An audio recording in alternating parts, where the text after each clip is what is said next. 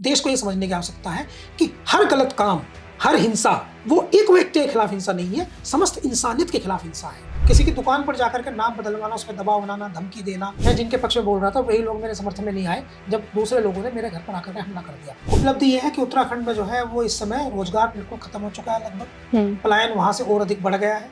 Factories वहां आ नहीं सकती पहाड़ी इलाकों में, और जो प्लेन इलाके हैं वहां पर जो बड़े बड़े व्यापारी हैं वो सब वहां से शिफ्ट हो रहे हैं। करप्शन 5 गुना ज्यादा है किसी दूसरे राज्य की तुलना में। लंबी है रात मगर सुबह तो होगी। ये मुसलमानों के खिलाफ एट्रोसिटीज अगर कहीं होती है तो बहुसंख्यक समुदाय को उसके लिए बोलना चाहिए। माइनॉरिटी के साथ जहां भी कुछ होता है, मेजोरिटी के अच्छे वर्ग को उसके लिए खड़ा हो जाना चाहिए। जमीन नहीं लेने देंगे, बसने नहीं देंगे। अल्टीमेटली जो है आपको काम करके दिखाना पड़ेगा, आपको व्यवस्था दिखानी पड़ेगी। तो उसमें कुछ नहीं है, वो एक समुदाय के प्रति नफरत का इजहार है। फिर आपके हिसाब से देश थोड़ी चलेगा। 140 करोड़ लोगों का देश है, उसके लिए बना हुआ एक कॉन्स्टिट्यूशन है, वो देश चलाता है। नमस्कार, बहुत स्वागत है आपका। आप देख रहे हैं इनकलाब हिंदी और मैं हूं आपके साथ माहिम खान। हमारे एक खास शो एक्सप्लेनर जिसमें हम हर तरह तरह के मुद्दों पे बात करते हैं। आज हम जिस मुद्दे पर बात करेंगे वो मुद्दा है कि देश में कई जगह पर सांप्रदायिक नफरत फैलाई जा रही है और उसमें इस वक्त उत्तराखंड टॉप पर है। जो अभी हाल ही में हमने देखा है कि एक वीडियो वायरल हुई जिसमें एक जिम ट्रेनर वो आता है और कहता है मेरा नाम मोहम्मद दीपक है। वो जो घटना हुई उसने अभी तूल पकड़ लिया है। क्या कुछ हुआ उस घटना में, उस तरह की कितनी और घटनाएं हुई हैं, उस सब पे तमाम हम चर्चा करेंगे आज। और मेरे सवालों का जवाब देने के लिए मेरे साथ मौजूद हैं इनकलाब हिंदी के मैनेजिंग एडिटर आस मोहम्मद कैफ सर। सर आपका बहुत स्वागत है। बहुत धन्यवाद माहिम जी। कैसे हैं सर आप? मैं ठीक हूँ, आप ठीक हैं? मैं ठीक हूँ सर। जी माहिम जी। सर मेरा पहला सवाल है कि पिछले दिनों हमने देखा कि कई जगह पर ऐसी घटनाएं हुई सांप्रदायिक नफरत फैलाने वाली, जिसमें मैं कुछ घटना आपको बताऊंगी जो हमारे दर्शकों को भी पता होना चाहिए। वैसे तो ये इतनी वायरल हुई है सारी घटना जो सबको पता ही होंगी। सबसे पहले हमने देखा कि जम्मू में एक पत्रकार का घर बुलडोज कर दिया। उनका नाम था अरफाज अहमद डैन। और उनका घर जब गिरा दिया तो उसको उधर से उनके पड़ोसी ने एक उनको घर भी अपना एक माला दिया। उनका नाम था कुलदीप शर्मा। एक पहला मामला ये हुआ। दूसरा हमने देखा एक राजस्थान में एक महिला है जो जगह जगह नफरत फैलाती हुई आजकल दिख रही है, खुले मंचों से ऐसे भाषण देती हुई दिख रही है जिससे दंगे भड़कने मतलब लाजमी है जिस तरह के वो भाषण दे रही है। उन्होंने वो एक जाती हैं एक मंदिर में और वो कहती हैं कि यहाँ पर मुसलमानों के हिसाब से रीति रिवाजों से पूजा पाठ चल रही है। तुम लोगों के खून पानी हो गया है क्या? तुम लोग क्यों कुछ नहीं कर रहे? लेकिन उसी वक्त एक सज्जन वहां पे मौजूद थे जिन्होंने ये होने से रोक दिया, वरना उन्होंने कोई कसर छोड़ी नहीं थी कि कोई दंगे ना भड़के। लेकिन वो सामने से आते हैं और वो चीखते हैं कि तो आप ऐसा क्यों कर रहे हो, यहाँ कोई मुसलमान नहीं है। फिर एक तीसरी घटना एक जो पिछले दिनों हुई, एक एंजल चकमा नाम का एक लड़का था, वो भी देहरादून की एक खबर थी। उसको कुछ लोगों ने चाइनीज बोला, मोमो के नाम से बुलाया। जब उसने बोला कि मुझे आप ये सब मत बोलिए तो भीड़ ने उसको घेरा और उसको मारा, और इतना मारा कि वो नहीं बच पाया। फिर और भी मेरे पास एक घटना है कश्मीर। अभी हाल ही की एक जो घटना हुई है, कश्मीरी लड़का जो अपनी फैमिली के साथ आया था, शॉल बेच रहा था देहरादून में। वो भी एक देहरादून का है। उसको रोका और उसको भी मारा। उसका हाथ टूट गया, एक उसको रॉड से मारा, उसके सर पर चोटें आई हैं। तो ऐसे तमाम और भी हैं जो मेरे पास सारी लिस्ट नहीं है, जो पर आप इस पे क्या कहना चाहते हैं सर? देखिए, एक बात तो मैं आपको माहिम ही बता दूं अपनी बात की शुरुआत में। आपने कुछ घटनाओं को मिक्सअप किया है। हम्म। हमारे मुल्क की मिट्टी में मोहब्बत है। हम्म। हमारी मिट्टी इस तरह की है कि पूरे विश्व में यही एक ऐसी मिट्टी है जिसमें तमाम तरह के लोग रहते हैं। अगर आप भारत को देखें तो बिल्कुल। भारत एक ऐसा मुल्क है कि पूरी दुनिया में जितना वेरिएशन है सारा उतना भारत में मिलेगा। उतना सारा वेरिएशन भारत में है। भारत एक देश है जिसमें बहुत सारे देश समावेशित हैं। हम्म। अलग-अलग भाषा, अलग-अलग पानी, हम लोग कहते भी हैं हर कोस पे बदले पानी, हर 4 कोस पे पानी। हम्म। अलग-अलग भाषा, अलग-अलग पानी, अलग-अलग मिट्टी, मगर लोग एक। यूनिटी इन डाइवर्सिटी, ये हम्म। हमारे देश की खास बात है। इसलिए हमारे देश में कोई भी घटनाक्रम जो नकारात्मक हो, वो लंबे समय तक टिक नहीं सकता। पहली घटना जो आपने अरबाज़ की बताई कि जब उसका अल्फाज। हम्म। हाँ, जब उसका घर गिर गया, तो उसकी मदद के लिए सामने आया कुलदीप शर्मा। हम्म। दूसरी घटना आपने दीपक की बताई हम्म। कि कब जब एक बाबा लिखे होने पर हाँ। एक मुस्लिम नसीम की दुकान पर कुछ लोग पहुँचे और उन्होंने वहाँ व्यवस्था खराब करने की कोशिश की, डिस्टर्ब किया, मारपीट करने की कोशिश की, नाम को लेकर के, तो मदद के लिए आया दीपक। तीसरी घटना आपने बताई राजस्थान की, जहाँ पर एक महिला, वो आपने काफ़ी सीरियस बात बताई कि वो कह रही है कि आप मुसलमानों के तौर तरीकों से पूजा पाठ कर रहे हो, ये कर रहे हो, वो कर रहे हो। तो उसी वीडियो में आप नोटिफ़ाई करें कि हिंदू कम्युनिटी के लोग ही हुँ, वो उस पे चिल्ला रहे हैं, कह रहे हुँ, तुम दंगा कराना चाहती हो क्या? हुँ, तुम हुँ, हिंदू-मुस्लिम की बात क्यों कर रही हो? तुम सांप्रदायिकता की बात क्यों कर रही हो? उसी वीडियो में। एक और वीडियो वो देहरादून की नहीं आई, वो वीडियो थी नैनीताल की। वहाँ एक टेलर जो है, उसका बोर्ड फाड़ दिया, तो उस मोहल्ले के सारे हिंदू कम्युनिटी के लोग इकट्ठा हो गए और वो जो मुस्लिम टेलर है, उसके पक्ष में बोलने लगे, वीडियो बना करके कि ये जो टेलर हैं, इनसे हमें कोई परेशानी नहीं है। कभी यहाँ कोई जागरण हुआ था, तो इन्होंने अपना ये रहने की अपना वॉशरूम, टॉयलेट्स और अपना ये शॉप खोल दी थी कि लोग यहाँ आराम से रह सकते हैं, सुविधाओं को यूज़ कर सकते हैं और हमें कभी इनसे कोई परेशानी नहीं हुई। हुँ, और ये लोग जो हैं, ये राजनीतिक हैं जो इसका विरोध कर रहे हैं। हुँ, इसके अलावा एक और घटना वो नैनीताल की, जब एक होटल में कि झूठ बोला कि आप चिकन बेच रहे हैं और वहाँ तोड़-फोड़ करने, मारपीट करने बहुत सारे लोग पहुँच गए। तो एक वो नेगी संभवतः लड़की कोई थी, लेकिन ये कन्फर्म है कि वो हिंदू लड़की थी। वो पूरे समूह से बजरंग दल के, ये जितने भी लोग थे हिंदू संगठनों के, हुँ, पूरे समूह से वो अकेली शेरनी लड़ गई, हुँ, दीपक की तरह, अकेली शेरनी लड़ गई। कह रहे तुम लोग ये कर क्या रहे हो? तो जहाँ ये नेगेटिव बात है कि एक तरफ नफ़रत फैलाने का जो है वो प्रयत्न हो रहा है, षड्यंत्र हो रहा है। हुँ, वहीं ये भी बहुत पॉज़िटिव बात है कि हमारे देश की जो महानता है, उस महानता का परिचय देते हुए हमारे ही समाज के लोग, हमारे ही देश के लोग ऐसे लोगों के विरुद्ध सार्वजनिक तौर पर हिम्मत जुटा करके वो खड़े हो रहे हैं। सवाल ये हुँ, है कि ऐसे लोगों को हिम्मत और अधिक दी जानी चाहिए और इनकी हिम्मत टूटनी नहीं चाहिए। ये इसमें मुख्य है। इसमें एक घटना आपने ज़रूर नेगेटिव चर्चा की है, जो वाक़ई शर्मनाक है, वो चकमा की घटना है। हुँ, उस घटना ने वाक़ई पूरे देश को झकझोर दिया। मैं ये तो नहीं कह रहा हूँ कि चकमा जो वो नौजवान लड़का जिसके फ़ादर जो हैं वो देश की सेवा में थे, उसको मारा जाना जो है वो अ, उसकी घटना जो थी, वो बहुत अधिक दुखद थी। मगर इतनी ही बहुत अधिक दुखद घटनाएँ लिंचिंग की और देश भर में कहीं न कहीं हो रही हैं। हुँ, उदाहरणार्थ आपने कहा कि कश्मीर का एक लड़का शॉल बेचने के लिए गया था देहरादून में, उसके सर में लोहे की रोड मार दी। हुँ, तो वो चकमा ही है वो। वो लड़का जिसके रोड मार दी, जिसका नाम असद है या जिसका नाम अहमद है या जिसका नाम मोहम्मद है, वो भी चकमा ही है। बिल्कुल। ना तो धर्म बदलने से खून बदलता, खून का रंग बदलता, ना धर्म बदलने से दोनों का दर्द होता है, पैरासिटामोल असर करती है। आप जब तक ये नहीं समझेंगे कि चकमा, अहमद, दिनेश, दीपक एक हैं, हुँ, तब तक दर्द नहीं होगा। जैसे ही आप ये समझना शुरू करेंगे कि चकमा, दिनेश, दीपक, अहमद एक हैं, तो दर्द होगा, तब ऐसी घटनाएँ रुकेंगी। तब तक आप इंसानों में जानवरों जैसा भेदभाव करना, जैसे हुँ, दर्द होता है ना, दर्द होता है कि वो दूसरे का दर्द दर्द नहीं है, मेरा दर्द दर्द है। तो हुँ, जब तक आप ये रियलाइज़ नहीं करेंगे कि चकमा का जो दर्द है, वो मेरा दर्द है। हुँ, अहमद का जो दर्द है, वो मेरा दर्द है। दिनेश का जो हुँ, दर्द है, वो मेरा दर्द है। दीपक का जो दर्द है, वो मेरा दर्द है। जब तक हम ये नहीं समझेंगे, तब तक इस तरह की घटनाओं में कोई कमी नहीं आएगी। किसी के घर में कोई मर जाता है, तो तकलीफ़ होती है, रोता बिल्कुल। है वो। वही दर्द उसे तब भी होना चाहिए, जब उसके पड़ोस में कोई मर जाए। हुँ, ये स्टोरी है। यहाँ से आप चकमा को कनेक्ट कीजिए अहमद से, दीपक से या दिनेश से। हुँ, ये हमको समझने की आवश्यकता है। देश को ये समझने की आवश्यकता है कि हर गलत काम, हर हिंसा, वो एक व्यक्ति के खिलाफ हिंसा नहीं है, समस्त इंसानियत के खिलाफ हिंसा है। हर हत्या, एक व्यक्ति की हत्या नहीं है, वो समस्त इंसानियत के खिलाफ की हत्या है। सारी वो इंसानियत की हत्या है, एक व्यक्ति की नहीं है। तो जब दीपक जैसे लोग या जो आपने कई सारे उदाहरण दिए, इनके जो कुलदीप शर्मा जैसे लोग या वो लड़की जो नैनीताल वाली थी, मसूरी वाली थी या वो लड़का जिसको आप राजस्थान वाला जो आप बता हुँ, रही हैं, जब इनके जैसे लोग बोलते हैं, तो ये ना तो किसी धर्म के पक्ष में बोलते, ना किसी धर्म की तरफ से बोलते, ये बोलते हैं मानवता की तरफ से, बिल्कुल। ये बोलते हैं इंसानियत की तरफ से हुँ, और ये बोलते हैं इंसानियत के लिए। ये इंसानियत की तरफ से बोल रहे हैं, इंसानियत की तरफ बोल रहे हैं, ये सामने वाले का, पीड़ित का, हुँ, पीड़ित का नाम नहीं देखते। हुँ, पीड़ित का नाम नहीं देखते, बहुत जगह होता है ऐसा। बिल्कुल। मैं एक आज आपको घटना बता दूँ, बढ़िया है सुनेंगी आप। पश्चिम उत्तर प्रदेश में किसान लोग रहते हैं मैक्सिमम, हम्म, खासकर मुजफ्फरनगर शामली बेल्ट में। जी। तो आदतन वे गन्ने की बुग्गी लेकर चलते हैं। तो हम्म, जब वे गन्ने की बुग्गी लेकर चलते हैं, तो रास्ते में 2 बच्चे लड़ते हुए मिल जाते हैं, मान लीजिए। हम्म, तो वो अपनी गन्ने की बुग्गी साइड खड़े करेंगे, उतर के आएँगे और सबसे पहले उन्हें छुड़ाएँगे। क्यों लड़ रहे भाई तुम?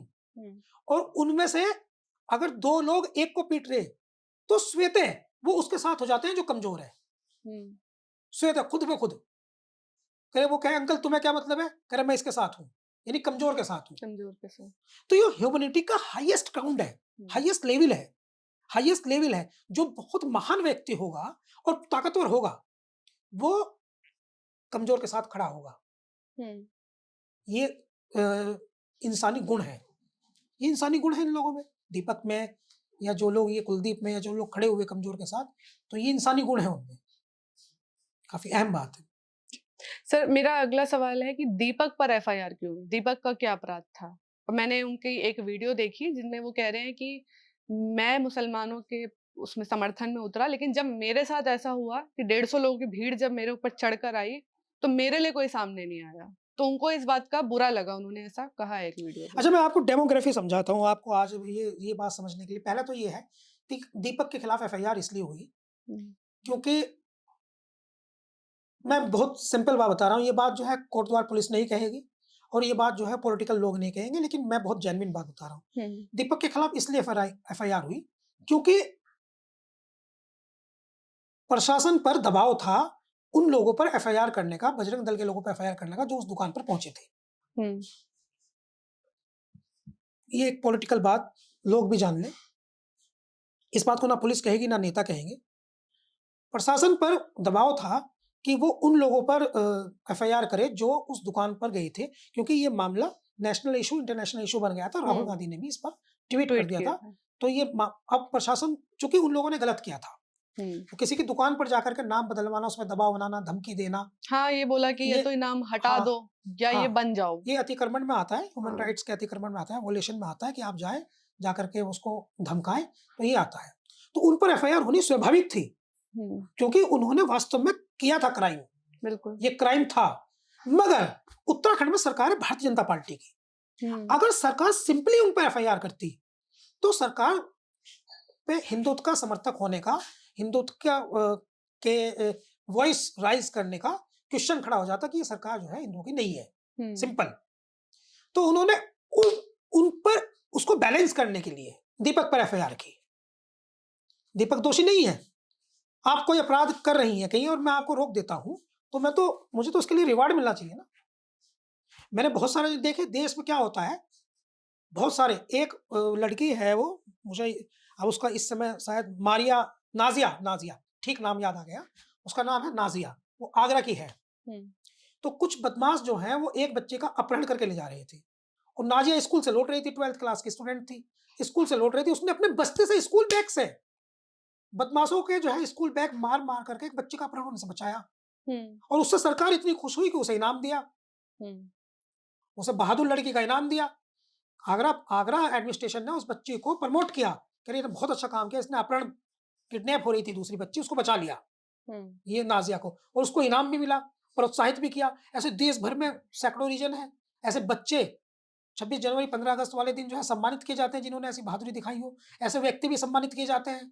हुँ, तो अगर कोई घटना को होने से, क्राइम को होने से रोक रहा है, तो होना तो चाहिए उसका सम्मान। बिल्कुल। उसके हाँ, खिलाफ ही एफआईआर हो लेकिन रही है। वहाँ हो गई एफआईआर, तो बिल्कुल। एफआईआर तो इसलिए हुई उसके पूरी तरह राजनीतिक कारण है और राजनीतिक कारण ये है कि वो बैलेंस करना चाहते हैं सीएम।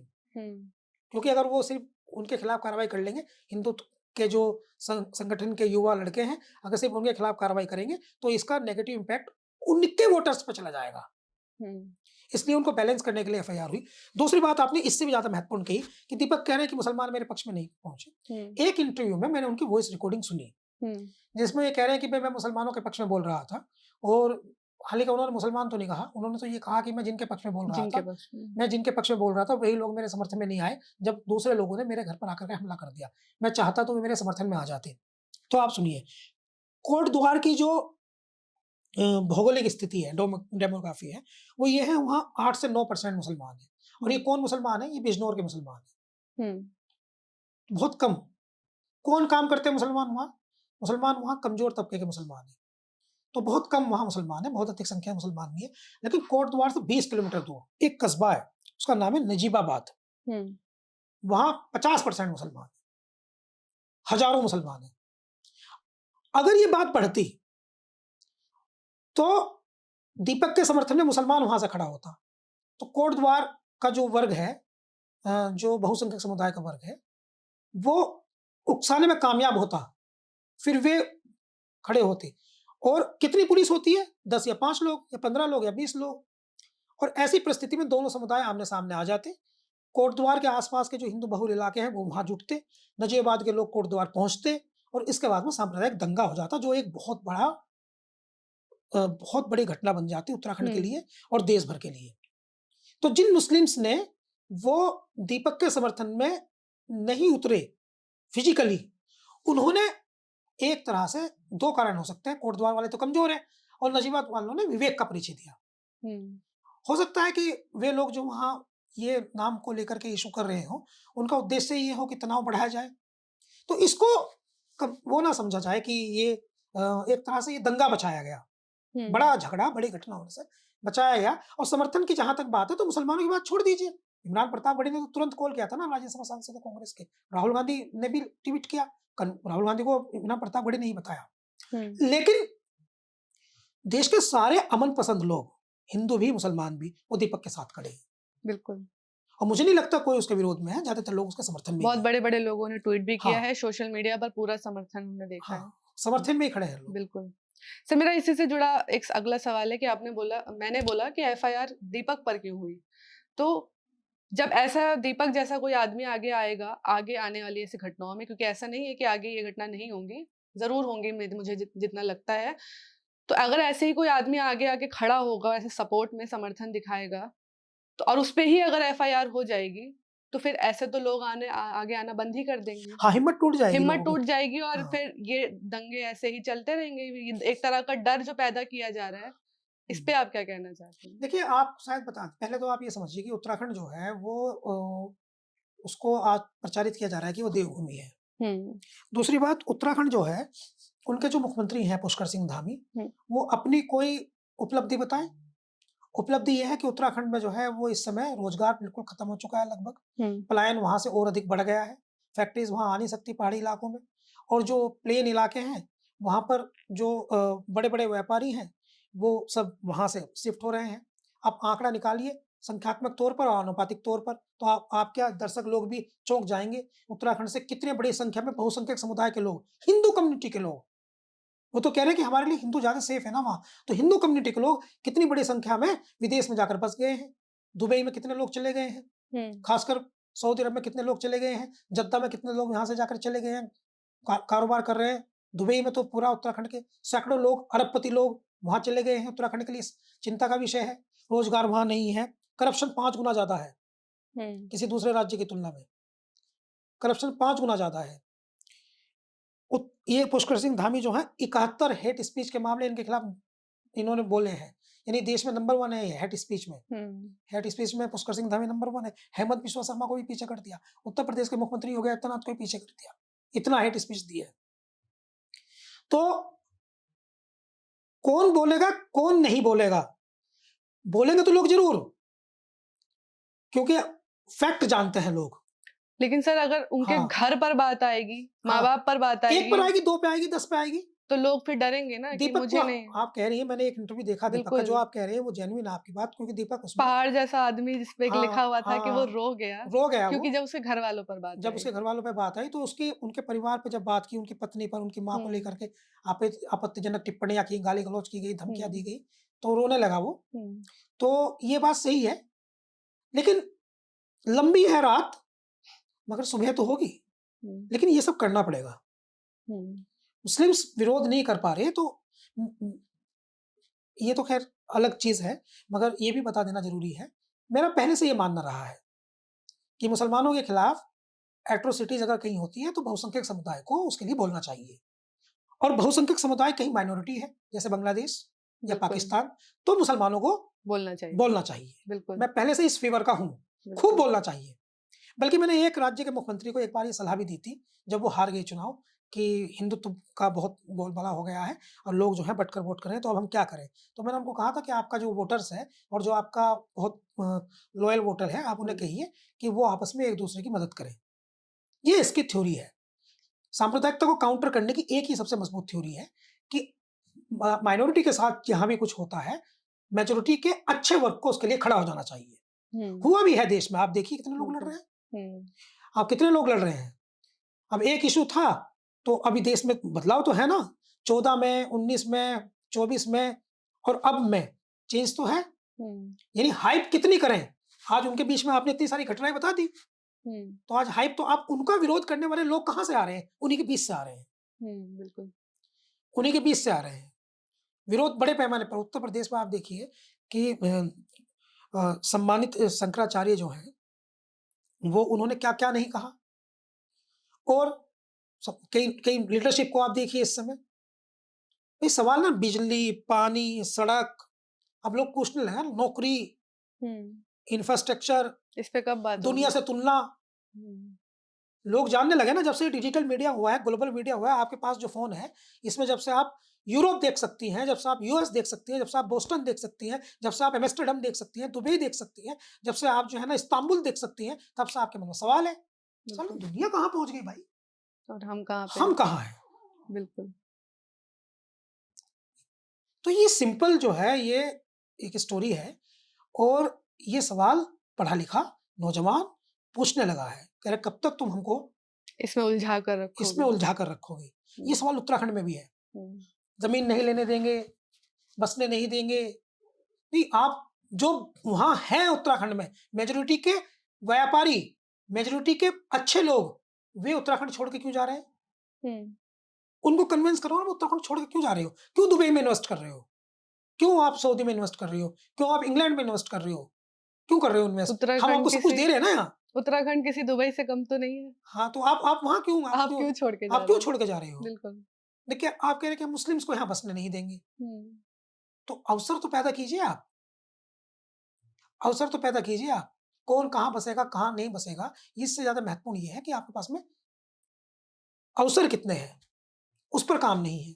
हुँ, ये डेटा आता नहीं है, लेकिन मैं प्रैक्टिकली आपको बता दूँ, उत्तराखंड जो है इस समय बेइंतहा करप्ट हो चुका है। उत्तराखंड में कोई भी सरकारी काम-काज चूँकि वहाँ आबादी मुसलमानों की बेहद कम है, तो मेजॉरिटी जो है वो हिंदू आबादी है। तो हिंदू आबादी मेजॉरिटी है, तो अगर भ्रष्टाचार होगा, तो कौन उससे प्रभावित होगा? अगर अपराध होगा, तो कौन उससे ज़्यादा प्रभावित होगा? हुँ, मुसलमान कौन है? मुसलमान वहाँ 3 जनपदों के हैं, मुरादाबाद का, बिजनौर का और सहारनपुर का। सहारनपुर वाले तो रुड़की तक है, लौट कर वापस आ जाते हैं। बिजनौर वाले को वे कोटद्वार तक, नजीबाबाद तक है, लौट के वापस आ जाते हैं। और मुरादाबाद वाले वो नैनीताल तक हैं, वो लौट के वापस आ जाते हैं, हुँ, काठगोदाम से।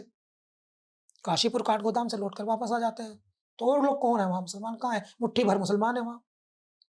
तो उनके नाम पर कब तक आप सियासत करेंगे? हुँ, अल्टीमेटली तो आपको काम करके दिखाना पड़ेगा। बिल्कुल। अल्टीमेटली जो है आपको काम करके दिखाना पड़ेगा, आपको व्यवस्था दिखानी पड़ेगी। तो व्यवस्था आप ना वहाँ हाई क्वालिटी जो है वो एजुकेशन सेक्टर दे पा रहे हैं, ना आप हाई क्वालिटी वहाँ रोज़गार दे पा रहे। हुँ, पलायन ही पलायन हो रहा है उत्तराखंड से। एससीज का भी हो रहा है, एसटी का भी हो रहा है, ब्राह्मणों का भी हो रहा है, ठाकुरों का भी हो रहा है। हुँ, पलायन ही पलायन हो रहा है, आप कुछ वहाँ प्रैक्टिकली कुछ देकर तो दिखाओ। कब तक हुँ। मुसलमानों को गाली देकर के सत्ता चलाते रहोगे? This is the question. Sir मेरा अगला सवाल है कि ये नाम चेंज करने का क्या मसला है? हमने देखा कि काँवड़ यात्रा जब हुई, तो बहुत लोगों के दुकान पे जा जाकर कहा गया कि आप अपना नाम बदलिए। आप जिस कौम के हैं, जिस कम्युनिटी के हैं, उसको बाहर स्पष्ट रूप से लिखिए, अपना नाम लिखिए। तो इसके पीछे क्या र रीज़न है? देखिए, मैं समझता हूँ कि कुछ लोग जो हैं वो मानसिक तौर पे बीमार हैं, जो मेरी सोच है। जनरली वो लोग तो दूसरी नज़रिए भी रख सकते हैं। लेकिन हुँ, मेरा ये मानना है कुछ लोग मानसिक तौर पे बीमार हैं। उन्हें एक ख़ास समूह की बड़ी गाड़ियाँ, घर, दुकान वो चुभती है। हुँ, वो कोई ना कोई ऐसा तरीका ढूँढते हैं कि वो कैसे इनको जो है वो हर्ट कर सकें, नुकसान पहुँचा सकें। हुँ, तो काँवड़ यात्रा के दौरान भी इस तरह का इश्यू आया था कि कोई मुसलमान जो है वो शुद्ध भोजनालय चला रहा है, उसका कोई ढाबा है और उस पर लिखा है कि वो शुद्ध भोजनालय तो क्या आप वेज का नहीं चला सकते, नॉन-वेज का आपका बंद रहेगा। हुँ, कई कारण हो सकते हैं इसमें, एक तो आर्थिक साजिश भी हो सकती है। खुद मेरी एक रिपोर्ट थी, द वायर में पब्लिश हुई थी, जिसको रवीश कुमार ने जो है वो अपने शो में बोला था। मैंने बताया था कि अगर किसी मुसलमान का ढाबा है, तो मैंने कुछ प्रैक्टिकली चूज़ किया था कि एक मुसलमान का ढाबा है, उसमें से 17 लोग काम करने वाले हिंदूज़ हैं। यहाँ जो सामान यहाँ डिलीवर करते हैं, वो हिंदूज़ हैं, मालिक मुसलमान है। अब आप इस ढाबे को बंद करा रहे हो, तो ये 17 लोग जो काम करने वाले हैं, इनके परिवार का रोज़गार गया। फिर जो इनको सामान बेच रहा है, उसका रोज़गार गया। जो दूध लेकर आ रहा है, उसका रोज़गार गया। इस तरह से यहाँ से आपने 1000 ढाबे बंद करा दिए। चूँकि इलाका मुस्लिम बाहुल है, उनके भी तो ढाबे हैं, तो आपने जो है 1 लाख लोगों को बेरोज़गार कर दिया एक झटके में। और किन 1 लाख लोगों को बेरोज़गार कर दिया? जो हिंदू मेजॉरिटी कम्युनिटी के ही हैं। मालिक हो सकता है मुसलमान हो, लेकिन वर्कर्स तो लेबर तो वही है। हुँ। तो आपने उनको बेरोज़गार कर दिया। फिर सारा आर्थिक ताना-बाना आपने तोड़ दिया। तो ये क्या काम आप कर रहे हैं? तो उसमें कुछ नहीं है, वो एक समुदाय के प्रति नफ़रत का इज़हार है, जो नहीं होना चाहिए। टेक्निकली वो साउंड नहीं करता। वो कहते हैं कि साहब ये मुसलमानों के ढाबे जो हैं वो कावड़ियों का अपमान करते हैं, उनको थूक कर खिला देते हैं, उनको जो है वो मांस खिला देते हैं, पॉसिबल ही नहीं है। मालिक ही तो मुसलमान है, लेबर अब इतने बड़े केएफसी चल रहे हैं, ये मैकडॉनल्ड चल रहे हैं, मालिक कौन है जानते हैं? क्रिश्चियन मालिक है। चिकन बेच रहे हैं आप इंडिया में, हुँ। इतने-इतने बड़े-बड़े ब्रांड हैं ये। तो ऐसी ऐसी परिस्थिति में आप लोग आधार कार्ड चेक करेंगे जाकर के। आप देखना लेबर पे कौन है, खाना तो बना रहे हैं शर्मा जी हुँ। और मालिक हैं खान साहब, तो क्या प्रॉब्लम है? अब आप तो एक फूड डिपार्टमेंट है, खाद्य विभाग है, उसको तय करने दीजिए ना चीज़ें, जाँच भी वो करेगा, करता ही है वो। हुँ। आप खुद अपना आप में क्यों पूरा स्कैनर लेकर घूमते हैं? हुँ। व्यवस्था प्रभावित होती है ना, सिस्टम प्रभावित होता है, लॉ लाइन एंड ऑर्डर प्रभावित होता है, समस्याएँ पैदा होती हैं। फिर आपके हिसाब से देश थोड़ी चलेगा, 140 करोड़ लोगों का देश है, उसके लिए बना हुआ एक कॉन्स्टिट्यूशन है, वो देश चलाता है। एक हुँ। सिस्टम है, कॉन्स्टिट्यूशन क्या है? कॉन्स्टिट्यूशन एक सिस्टम है, उस सिस्टम से देश चलता है। हर आदमी अपने हिसाब से चलेगा, उसका विवेक नहीं है। एक कलेक्टर का विवेक और एक सब्जी बेचने वाला का विवेक बराबर कैसे हो सकता है? तो जिला तो कलेक्टर चला रहा ना, हुँ। तो ये समझना पड़ेगा कि सबका विवेक बड़ा नहीं हो सकता। एक सब्जी बेचने वाला सांप्रदायिक हो सकता है। एक सब्जी बेचने वाला वो अपना नज़रिया जो है, वो रख सकता है। उसका हो सकता है उसका माइंड उतना ओपन ना हो, उतना खुला हुआ ना हो, लेकिन एक कलेक्टर का माइंड तो क्लीन होगा ना। हुँ। एक पॉलिटिशियन अच्छे पॉलिटिशियन का माइंड तो क्लीन होगा, वो कंपैरिज़न नहीं किया जा सकता उसपे। लेकिन अगर एक अच्छा पॉलिटिशियन और एक अच्छा ऑफिसर जो है वो सांप्रदायिक हो जाएगा, तो पूरे सिस्टम को प्रभावित करेगा। तो ये बिल्कुल। समस्या ऐसे आती है। हुँ। जब मुख्यमंत्री हेट स्पीच करेगा, तो नीचे वाले जितने हैं उनकी सबकी हिम्मत बन जाती है। कह रहे बैठे हैं। एक और मैं आपको कथा सुना दूँ, ये भी हमारे मुझे याद रहती है, हमारे पश्चिम की है। 2 बच्चे लड़ गए, एक बच्चे ने एक बच्चे को पीट दिया, पिटाई कर दी, हुँ। शांत हो गया वो। जबकि वो पीट सकता था। हुँ। घर आया तो उसकी माँ ने कहा कि तुमने क्यों नहीं पीटा? तुम पीट के क्यों आ गए? कोई एक सी बात पूछ ली। कह रहे हुँ। पापा डाँटते मुझे, एक बार पापा से कहलवा दो। पापा ने कहा आज के बाद पीट के मत आ जाना घर में। वो बाहर गया, 2 को पीट आया, शय मिल गई। सिंपल स्टोरी है, बड़े की शय है। हुँ। बड़े को कहना पड़ेगा ना, ये तुम कुछ गलत नहीं करोगे, हुँ। तुम कुछ गलत नहीं करोगे, तो ऊपर से शय है। इसलिए ये सब नीचे की घटनाएँ दिखाई देती है आपको। ऊपर के पास एक स्विच है, वो स्विच ऑफ करना पड़ेगा। आज प्रधानमंत्री आके कहें, देश मुसलमानों का भी उतना ही है, जितना हिंदूज़ का है, सब आपस में भाई-भाई हैं। इस समय पूरी दुनिया का जो माहौल है, उसमें राष्ट्रीय एकता की अत्यंत आवश्यकता है। मुट्ठी बंद कर लो, ये देश आज़ाद के बलिदान को याद रखता है, मौलाना आज़ाद के बोल दे। हिंदू-मुस्लिम एकता पे प्रधानमंत्री इतने बढ़िया प्रखर वक्ता हैं, 20 मिनट बोल दें हिंदू-मुस्लिम एकता पर। कह रहे, किसी के साथ कोई भेदभाव नहीं रखेगा, हुँ। मुसलमान हमारे भाई हैं, ये ध्यान रखो। बड़े भाई और छोटे भाई की भूमिका है, प्रधानमंत्री बोल दे, 24 घंटे में इस देश से सांप्रदायिकता खत्म। और सांप्रदायिकता है तो बढ़ा कौन रहा है? इनको गद्दी चाहिए, गद्दी तक पहुँचने का रास्ता चाहिए। तो ज़िम्मेदार कौन है? एक भी हिंसा होती है तो ज़िम्मेदार कौन है? कई बड़े-बड़े लोगों पर मुकदमा हुआ, उनसे कहा कि इन्होंने उनके भाषण से प्रेरित हुआ था। हुँ। कहते हैं ना कि कहीं वो जाकिर नाइक ने कोई भाषण दे दिया, उससे प्रेरित हुए। किसी मौलाना ने कोई भाषण दे दिया, उससे प्रेरित हुए, हिंसा हो गई, तो मौलाना पे केस हो गया। हुँ। तो इस तरह से जो नेता सांप्रदायिक हिंसा के वाले भाषण दे रहे हैं, हेमंत बिस्वा शर्मा, मियाँ भाई को परेशान करना है, हुँ। विरोध क्यों नहीं हो रहा? आपको करना चाहिए। यही उत्तराखंड की समस्या है। अब वो डेमोग्राफी बिगड़े, आपकी ना बिगड़े कैसे मतलब? आपकी व्यवस्था बिगड़े या ना बिगड़े, आपको काम किस चीज़ पे करना है? पूछते हैं सवाल, अब हिंदूज भी पूछ रहे हैं सवाल, जिनका ये इतने सारे नाम दीपक जैसे लोग क्यों आ रहे हैं सामने? कह रहे यार ये कर क्या रहे हो तुम, काम की बात तो कर नहीं रहे। हुँ। ये इशू है। सर मेरा आखिरी सवाल है और बहुत ज़रूरी है। हुँ। तो सवाल ये है कि मैं आजकल इंस्टा पर, ट्विटर पर देख रही हूँ कि छोटे-छोटे बच्चों से रिपोर्टर जाके कुछ सवाल तो नहीं आ रहा है, लेकिन बच्चों का जवाब आ रहा है। वो जवाब जो सुनाए आ रहा है, वो बहुत ही नफ़रत भरा जवाब आ रहा है बच्चों की तरफ से। वो 5 से 6 साल के बच्चे हैं, ज़्यादा बड़े नहीं हैं। वो ये कहते हुए नज़र आ रहे हैं कि हमारा चंदा दे देकर इन्होंने इतनी बड़ी मस्जिद बना ली। वो वीडियोज़ मेरे हाँ, पास हैं, हम वो नफ़रत, दिखाएँगे। हाँ, नफ़रत तो जैसी बातें, हाँ। मैं ये कहना चाहती हूँ कि जब मैं उतनी बड़ी थी, मुझे पता भी नहीं था कि सरकार भी कुछ होती है या ऐसे कोई गवर्नमेंट भी होती है। लेकिन आज जो छोटे-छोटे से बच्चों के अंदर ये नफ़रत भर गई है। इस पे आप क्या कहना चाहेंगे? मेरे एक शिक्षक थे, मैं उन्हें बहुत पसंद करता था और हुँ, वो भी मुझे बहुत पसंद करते थे। उनका नाम था श्रीमान बीबी गोयल, मैथमेटिक्स मुझे पढ़ाते थे। तुम कभी नहीं सुधरोगे, कुछ बच्चों को, हुँ, कि इसलिए नहीं सुधरोगे क्योंकि तुम्हारी जड़ में मट्ठा डाल दिया गया है। मतलब मट्ठा, जड़ में मट्ठा, यानी हुँ, पेड़ उगेगा नहीं, पौधा बड़ा नहीं होगा। बड़ा नहीं कह रहे होगा। तुम्हारी जड़ में मट्ठा डाल दिया गया है। हुँ, तुम्हारी जड़ में एक मट्ठा डाल दिया गया है, तुम नहीं सुधरोगे। उनके डाँट देने का इंतज़ाम वो था, तरीका था, टीचर थे हमारे, अच्छे टीचर। तो उसी तरह से जो है, वो नई तांती, नई तांती मतलब नई नस्ल, न्यू जनरेशन, उसके ज़हन को आप गंदा कर रहे हैं। बिल्कुल। तो यूट्यूब पे देखता है वो दिन भर 50 रील में, 50 रील आती हैं, वो दिन भर देखता है यूट्यूब पे क्या चल रहा है। हैं, वो रील ऐसे स्क्रॉल, बच्चा 1 साल का बच्चा रील चलानी सीख जाता है। इतनी नफ़रत आपने डाटा फ्री कर दिया, बहुत बड़ा आटा फ्री तो हुआ नहीं आपसे, आपने डाटा फ्री कर दिया।